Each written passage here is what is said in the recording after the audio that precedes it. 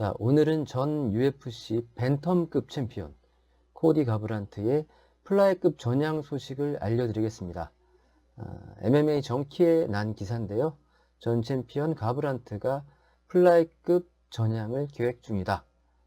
마지막 벤텀급 경기를 치르고 나서 이동하려고 한다는 헤드라인이 보입니다.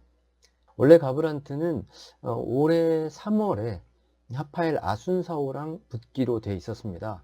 그러나 경기를 앞두고 콩팥에 이상이 생기면서 혈뇨를 누는 아주 안 좋은 상황까지 치달았기 때문에 결국 대회에 출전하지 않기로 했죠. 가브란트는 이 아순사오와의 예정된 경기, 이것을 마무리한 다음에 새로운 진로를 개척하겠다라고 밝혔습니다.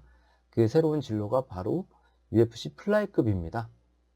가브란트가 했던 ESPN과의 인터뷰 내용 보시면 벤텀급까지 본인은 별로 몸무게를 많이 빼지 않았다고 합니다. 그래서 125파운드까지 줄이는데 큰 문제가 없을 것이라고 하고, 그리고 운동을 하고 나서는, 땀을 흘리고 나서는 142파운드에서 143파운드라니까 감량폭이 그리 크지 않다는 것이 됩니다. 했던 말 중에 재밌는 게 내가 플라이급을 구하러 가겠다라는 표현을 썼어요. 그러니까 UFC 플라이급은 아무래도 흥행면에서 조금 인기가 덜 하잖아요. 네, 가브란트라는 전 챔피언이 스타파이터가 내려가면 플라이급의 흥행 구도를 만들 수 있을 것이라는 굉장한 자신감을 드러낸 표현이었습니다. 최근에 이제 가브란트의 성적을 보실까요? 도미닉 크루즈를 이기고 벤텀급 챔피언까지 올랐습니다. 꽤 오래 지속될 줄 알았는데 팀 알파메일의 전 동료죠. TJ 딜라쇼에게 2번이나 TKO패를 당하고, 지난해 3월에는 이 페드로 무뇨즈와의 경기에서도 KO패를 당하면서 자존심을 구겼어요. 3연패를 당하고 있는 거죠. 굉장히 안 좋은 지금의 흐름 속에서 가브란트는 플라이급이라는 새로운 영역에서 새로운 길을 찾으려고 합니다. 과연 성공할 수 있을지 궁금한데요. 또 다른 비슷한 소식도 전해드릴게요. 바로 알렉산더 구스타프손의 얘기입니다. 자, 구스타프손은 작년에 앤서니 스미스, 스웨덴 스톡홀름 본인의 홈그라운드에서 역전패를 당하고 맙니다. 그 패배가 굉장히 충격적이었는지 은퇴를 선언하는데 다시금 이제 돌아오겠다는 의지를 밝힌 인터뷰 내용입니다.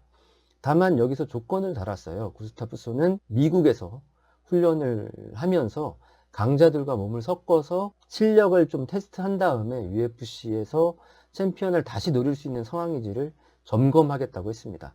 과거에 필 데이비스에게 UFC에서 첫 패배를 당한 다음에 필 데이비스의 소속팀이죠. 얼라이언스 MMA로 이동을 해서 필 데이비스와 훈련을 하면서 강자로 다시 거듭났던 구스타프손이기 때문에 이번 복귀를 앞두고서도 부족한 면을 채워보고 나서 UFC에서 다시금 도전하고 싶다라는 의지를 밝힌 내용입니다.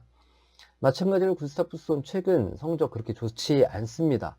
2008년 12월 존 존스와의 대결 두 번째 2차전에서 너무나 허무하게 TKO패를 당했고요. 지난해 6월에는 아까 말씀드린 대로 앤서니 스미스에게 리어 네기드 초크로 역전패를 당하면서 크게 자존심을 구겼습니다. 코로나 바이러스가 어느 정도 진정이 된 국면에서 아마 구스타프손은 미국으로 건너가서 점검하는 시간을 갖게 될 예정입니다. 자, 이렇게 많은 파이터들이 연패 이후에 변화를 주곤 합니다.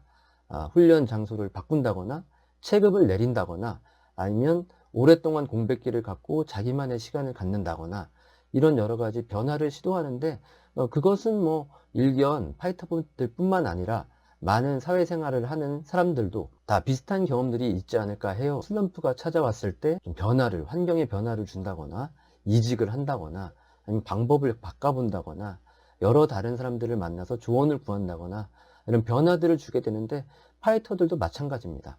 근데 이 파이터들이 경기에 최근에 지고 나서 늘 하는 어떤 통과 의뢰들이 있어요. 그것은 본인의 시간을 갖고 그다음에 지난 패배를 부정하는 겁니다. 그러니까 자기 합리화를 하는 거죠.